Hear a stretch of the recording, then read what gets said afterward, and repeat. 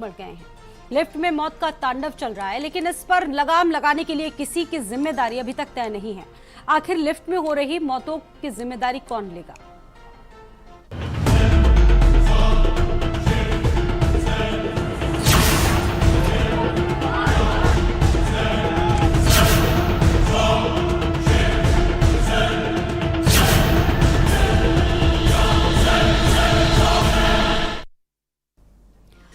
नोएडा में 2 दिन पहले लिफ्ट में फंसकर एक महिला की मौत के बाद कई सवाल उठे। ऊंची ऊंची बिल्डिंग्स में मौतें बट रही हैं, लेकिन इन पर लगाम नहीं है।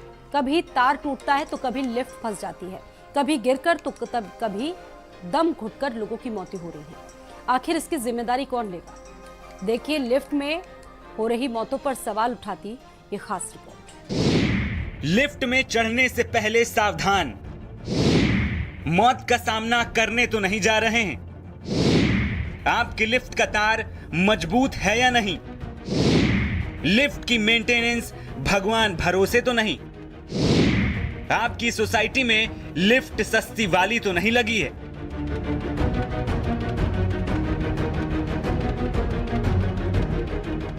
लोग जिंदगी भर की कमाई लगाकर ऊंची ऊंची बिल्डिंगों में रहने का ख्वाब संजोते हैं और पूरी कमाई लगाकर ऊंची इमारतों में फ्लैट का सपना पूरा करते हैं। लेकिन इन ऊंची ऊंची बिल्डिंगों में जिस तरह से बीते कुछ महीनों में लोगों ने समय से पहले मौत को गले लगाया है, उससे कई बड़े सवाल उठ रहे हैं। क्या बिल्डर लोगों से मोटी रकम लेकर उनकी जिंदगी के साथ खिलवाड़ कर रहे हैं, या फिर जो कंपनियां लिफ्ट लगाने का ठेका लेती हैं वो मुफ्त में सोसाइटी के लोगों को मौत बांट रही हैं? लिफ्ट का एक तार टूटता है और जिंदगी का संपर्क कट जाता है। नोएडा के सेक्टर 137 की पारस टिएरा सोसाइटी में लिफ्ट टूटने से एक बुजुर्ग महिला सुशीला देवी की मौत हो गई। 70 साल की बुजुर्ग महिला को सोसाइटी की सस्ती लिफ्ट ने समय से पहले मार डाला। बुजुर्ग महिला का परिवार टिएरा हाउसिंग सोसाइटी के टावर नंबर 24 में 8वें फ्लोर पर रहता था। महिला किसी काम से नीचे जा रही थी, लेकिन उसे क्या पता था कि जिस लिफ्ट से वो नीचे उतर रही है वो उसका आखिरी सफर होगा।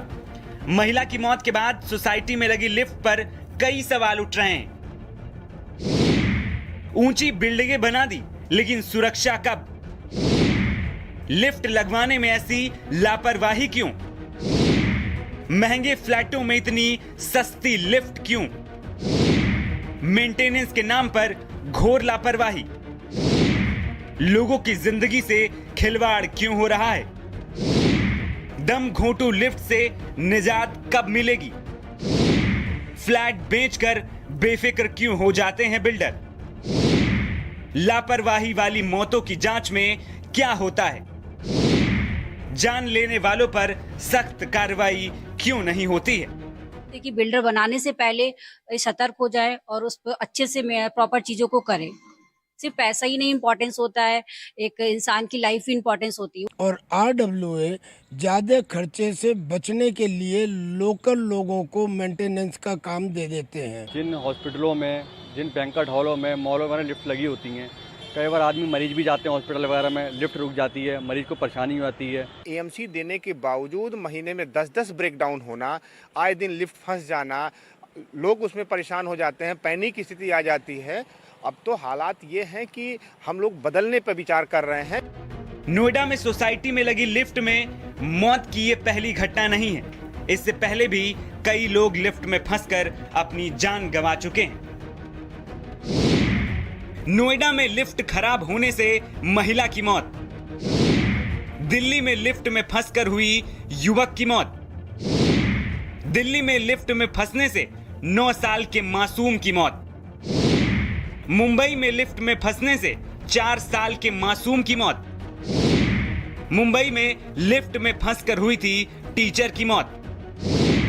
मुजफ्फरनगर में लिफ्ट में फंसने से कारोबारी की मौत। रायपुर में लिफ्ट में फंसने से युवक की दर्दनाक मौत। मायलापुर में युवक की लिफ्ट में फंसने से दर्दनाक मौत। लिफ्ट में फंसकर मौतों के आंकड़ों की लिस्ट काफी लंबी है। ये आंकड़े तो बीते कुछ महीनों के ही हैं। लिफ्ट में जान गंवाने वालों की मौत की जांच होती है, लेकिन इस जांच के बाद किस पर कार्रवाई होती है किसी को नहीं पता। क्योंकि लिफ्ट लगाने में लापरवाहियां उसी तरह की हो रही हैं जैसे पहले होती थी। अब तो ऊंची ऊंची बिल्डिंगों में रहने वाले लोगों में काफी दहशत है और लिफ्ट से नीचे उतरने और चढ़ने के पहले यही सोचते हैं कि सही सलामत पहुंच जाए तो बहुत बड़ी बात होगी। फिलहाल जिस तरह से लिफ्ट में मौतें हो रही हैं, उसने ऊंचे ऊंचे फ्लैट्स में रहने वालों में एक भय का माहौल पैदा कर दिया है। लिफ्ट लगाने वाली कंपनियों पर अगर गुणवत्ता को लेकर जिम्मेदारी तय नहीं की गई तो इस तरह से ये मौत का तांडव जारी रहेगा। ब्यूरो रिपोर्ट, भारत समाचार।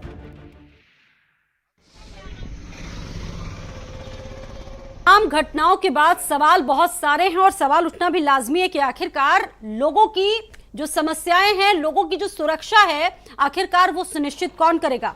लिफ्ट में फंसने की समस्या आम हो चुकी है और अब ये राज्यव्यापी समस्या बन चुकी है। 2018 में लोक निर्माण विभाग से लिफ्ट और एस्केलेटर अधिनियम का मसौदा तैयार करके राज्य सरकार को भेजा था, लेकिन बावजूद इसके 4 साल से अभी भी राज्य सरकार के पास लटका हुआ है। लगातार लोगों की जानें जा रही हैं, लेकिन उसके बाद भी अब तक यूपी में कोई ऐसा एक्ट नहीं बनाया जा सका है।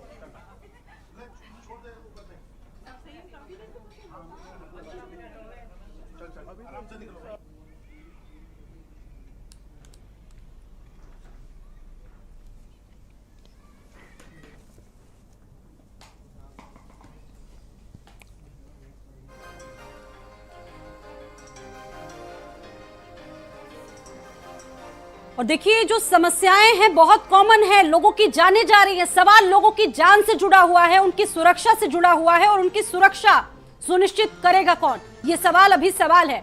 इस बड़ी खबर पर लगातार हमारी नजर बनी हुई है। हमारे साथ 3 सहयोगी जुड़ चुके हैं। दानिश मेरे साथ मौजूद हैं, मेरठ से मेरे साथ नरेंद्र मौजूद हैं और गाजियाबाद से लोकेश मेरे साथ मौजूद हैं, जो इस पर चर्चा करेंगे और जानकारियां देंगे, बताएंगे कि अभी तक हुआ क्या है। शुरुआत लोकेश मैं आपके साथ करूंगी। लोकेश, अब ये राज्यव्यापी समस्या बन चुका है और कल भी हम लोगों ने इस पर बात की थी। देखिए 2018 में लोक निर्माण विभाग ने एक मसौदा तैयार किया, लेकिन अभी भी ये 4 साल से लगातार 5 साल से लटका हुआ है ये मामला। आखिरकार इस पर कोई एक्शन क्यों नहीं लिया गया? अव्वल दर्जे की लापरवाही है, क्योंकि जो सरकारें हैं उन पर लगातार ड्राफ्ट बनाने और एक्ट को लेकर के दबाव बनाया जा रहा था कि अलग अलग एसोसिएशंस की तरफ से कि एक्ट पास किया जाए, क्योंकि केवल एक यूपी एक ऐसा राज्य है जहां पर अभी तक लिफ्ट एक्ट नहीं है, जबकि यहाँ केवल एनसीआर में 4000 से ज़्यादा सोसाइटीज़ हैं और यहाँ के लोग इस घटनाओं के बाद से खौफजदा हैं। इसलिए हम इस वक्त इंदिरापुरम के एक सोसाइटी में मौजूद हैं, HRC प्रोफेशनल हब सोसाइटी है ये। इस सोसाइटी के भीतर हमारे साथ बात करने के लिए महिलाएं हैं और हम इनसे ये पूछेंगे कि इस हाई राइज सोसाइटी में वो लोग रहते तो हैं, करोड़ों खर्च करके उन्होंने फ्लैट्स भी लिए हैं, हजारों रुपए का हर महीने वो मेंटेनेंस भी देते हैं, लेकिन आखिर उन्हें किस बात का डर सताता है। हमारे साथ वो महिलाएं मौजूद हैं। आप बताइए मैडम कि इस हाई राइज सोसाइटी में आप लोग रहते हैं, किस तरीके का डर आप लोगों को सताता है? क्योंकि लिफ्ट को लेकर जिस तरीके की अलग अलग सूचनाएं और घटनाएं आप लोगों के सामने आती हैं, डर तो लगता है ना? बिल्कुल सर, डर लगना लाजमी भी है, क्योंकि एक तो इतना ऊपर होने की वजह से यदि कोई हादसा होता है तो कुछ ना कुछ तो डैमेज होता ही है, तो उसके लिए एक तो सिक्योरिटी नहीं रहती, सेफ्टी नहीं है हमारी, तो ऐसा इंसिडेंट्स ना हो उसके लिए कुछ नॉर्म्स यदि बन जाएं जो हम लोग सब फॉलो कर सकें तो बहुत अच्छा होगा, जिससे कि दुर्घटना वगैरह हमारी आगे थोड़ी सी कंट्रोल कर सकें हम लोग। अच्छा, आप बताइए कि सोसाइटी में रहते हैं आप लोग, हर महीने एक मोटा पैसा देते हैं मेंटेनेंस के रूप में, लेकिन जब हादसे होते हैं जैसे नोएडा के सुने आपने और कई जगहों पर मौत होती है, तो किस तरीके के ख्यालात दिमाग में आते हैं? नहीं, इनसिक्योरिटी तो हो ही जाती है और फिर ये डर भी लगता है कि हमारी जो सोसाइटी में हमारी जो लिफ्ट है वो मेंटेन है या नहीं। हम चेक भी करते हैं, लेकिन ये इंसिडेंट्स कभी भी हो सकते हैं, कहीं भी हो सकते हैं, तो इसके लिए डर तो हमेशा ही बना। अच्छा, लिफ्ट में किस किस तरीके की सेफ्टी फीचर्स हैं सर? आप लोग यहाँ रहते हैं, अगर लिफ्ट कभी फंसे हैं क्या आप? हाँ, 1-2 बार मैं फंसा हूँ, लेकिन ठीक है, हमारा सपोर्ट स्टाफ या मेंटेनेंस का स्टाफ है जो वो आके दरवाजे खोलता भी है, जो मैकेनिकल तरीके से या मैनुअल तरीके से, और रेस्क्यू भी करते हैं जो भी लिफ्ट में ऑक्यूपेंट है उस वक्त। बट देखा जाए तो ये शायद जो मेरी नॉलेज है उसके हिसाब से लोकेश एक सवाल इनसे जरूर पूछिएगा कि जब ये लिफ्ट पर आमतौर पर होते हैं मौजूद, तो जैसा कि आपने बात की, जिक्र किया कि ये जो सेफ्टी फीचर होता है, क्या वो महसूस करते हैं कि ये सेफ्टी फीचर काम करते हैं, स्वचालित बचाव प्रणाली काम करती है? इन्हें कभी ऐसा लगा या फिर ऐसा नहीं है? जी बिल्कुल। देखिए, जब आप लोग कभी लिफ्ट में फंसे जैसे आपने बताया, तो जो उसके अंदर सेफ्टी फीचर्स हैं वो वर्क करते हैं क्या? ऐसा भी लगता है कि सोसाइटी अपग्रेड हो रही है, लिफ्ट को भी समय के साथ अपग्रेड होना चाहिए, तो किस तरीके के फीचर्स और होने चाहिए? मेरे हिसाब से उसमें ऑटो रेस्क्यू डिवाइस होनी चाहिए हर लिफ्ट में, और वो बहुत ज़रूरी है, क्योंकि लिफ्ट का अगर फेलियर हो गया, it is something like critical to life. और अगर कोई फंसा हुआ है और उसमें अंदर है, तो उसके पास कोई रास्ता नहीं है उसमें से निकलने का या उससे बचने का। तो जो भी लिफ्ट, इसीलिए मैं कह रहा हूँ कि जो भी कानून हमारे यहाँ है वो शायद इनसफिशिएंट है, और उनको बिल्कुल बिल्कुल। देखिए, उनको कानून change करने की इनसफिशिएंट है, लेकिन हमारे साथ और भी महिलाएं हैं जिनसे ठीक हम है। पूछेंगे कि आखिर जब एल्डरली जो उम्र दराज महिलाएं या पुरुष होते हैं या बच्चे होते हैं, उनको लेकर के आप लोगों के दिमाग में किस तरीके की बातें चलती हैं? बच्चों को जब आप अकेले क्या लिफ्ट में भेजते हैं? बिल्कुल भी पसंद नहीं करती हैं लिफ्ट में चलना। सीनियर सिटीजन है, मेरी भी सासू माँ है, उनको बहुत डर लगता है, घबराहट होती है, तो वो लोग बिल्कुल भी नहीं चाहते कि हम लिफ्ट के थ्रू जाएं। अच्छा माता जी, क्या नाम है आपका? आप लिफ्ट इस्तेमाल नहीं करती इस उम्र में भी? नहीं, क्यों? इसलिए मैंने पहली मंजिल पे लिया था कि मैं नहीं जा सकती, क्योंकि लिफ्ट में होती ही दिक्कत है। कई बार तो रुक जाती है। एक बार मेरे हस्बैंड खुद ही बीमार थे और वहाँ लिफ्ट में बंद हो गए और 1.5 घंटे में आए, चक्कर आने लगे। तो 1.5 घंटे तक लिफ्ट नहीं खुली, तो मतलब आप सेफ्टी की वजह से पहली मंजिल पर मकान लिए हुए हैं? मजबूरी है। मजबूरी है। ठीक है लिफ्ट में जाने से डर लगता है क्या? लोकेश आप बातचीत लोगों से करते रहिए। मेरे साथ और सहयोगी भी लगातार जुड़े हुए इस खबर पर। दानिश मेरे साथ मौजूद हैं, नरेंद्र मेरठ से मौजूद है। दानिश, एक बार रुक करेंगे आपका। दानिश, देखिए सवाल यह है कि दूसरे राज्यों में, महाराष्ट्र समेत दूसरे राज्यों में ये कानून है, लिफ्ट के लिए तमाम एक्ट हैं, लेकिन इतने ब्रेकडाउन्स होने के बाद, इतनी घटनाएं होने के बाद अभी तक यूपी में ये कानून, ये एक्ट क्यों नहीं प्रभावी है, क्यों नहीं आ पा रहा है? सवाल।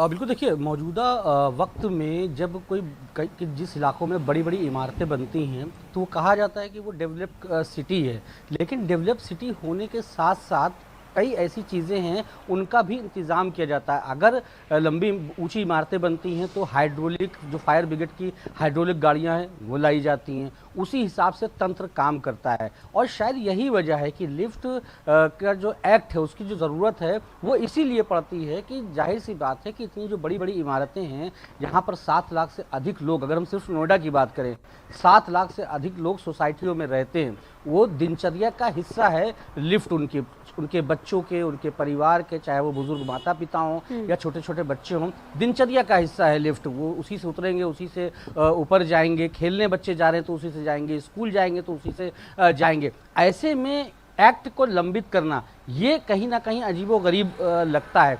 2018 में जब लोक निर्माण विभाग ने इसको जो है मसौदा तैयार किया तो सरकार को अब तक इसको पास कर देना चाहिए, क्योंकि कई नियम हैं लिफ्ट एक्ट में कि हाँ, थर्ड पार्टी जो व्यक्ति लिफ्ट में होगा वो थर्ड पार्टी होगा, वो इंश्योर्ड होगा, अगर कोई घटना होती है खुद हादसा तो वो इंश्योर्ड होगा। और कहीं जगह देखा भी गया है, चाहे बॉम्बे हो, चाहे हरियाणा हो, गुजरात हो, यहाँ पर लिफ्ट एक्ट का असर भी देखा गया है।